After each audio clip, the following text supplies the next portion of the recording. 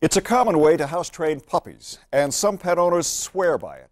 Crate training involves placing your dog in a cage, sometimes for a few minutes, sometimes for hours. But can a common practice also be cruel punishment? The organization PETA, People for the Ethical Treatment of Animals, says crate training is physically and psychologically damaging. But many experts say done properly, crate training is effective and humane. Joel Conable takes us up close.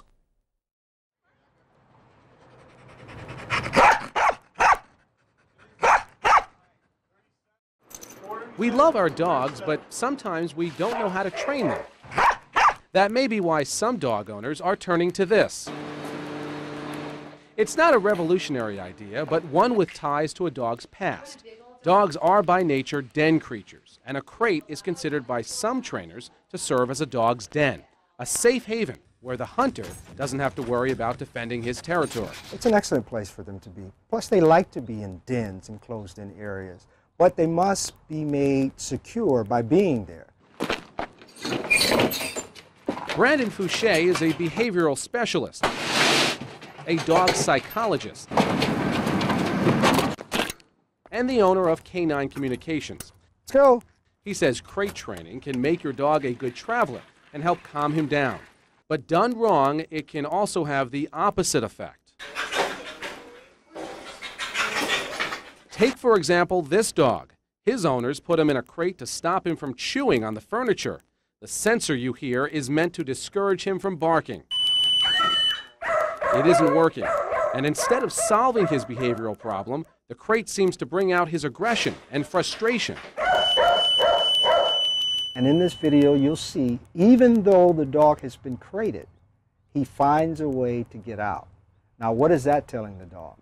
To try harder and harder next time, because you can come out. The puppy in this videotape was able to get out of this crate without harming himself, but that's not always the case. Some dogs do injure themselves trying to get out of crates like these. And veterinarians say if you put a dog into a crate that's too small, or if you put a dog into a crate for too long, it can be cruel or even deadly. A pet should not be kept in a crate for more than 8 hours because they need the opportunity to get out and go to the bathroom. Pets with certain medical conditions may not be the best candidates to be in a crate.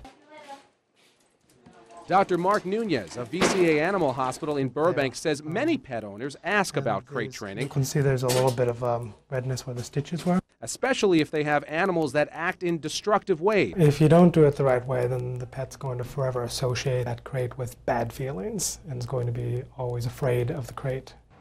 Animal experts say a dog should not be forced into a crate or left in a crate without a chance to relieve himself for more time than he can handle, never more than 8 hours. Puppies can handle only a fraction of that time. Okay, Artie. Time to go nighty-night in your little bedroom. Short-term crating can be a place for a doggie's time out. Good boy, Artie. Good boy. If your pet is chewing on furniture, 15 minutes in a crate would help calm her down. Just make sure you've put something in the crate for her to chew on. And if you need to leave the house, long-term crating like this is another option. This puppy can spend time in his den and also go outside to relieve himself. Good girl. Trainer Brandon Fouché mainly uses his crates for travel. His dogs know that once they're in the crate, they're headed for the outdoors. The dogs that I work with love to be in the crate because they know that it represents something that's fun. But if pet owners do not crate train properly, Fouché warns the same protective doggy box can be turned into a prison, trapping and hurting rather than training man's best friend.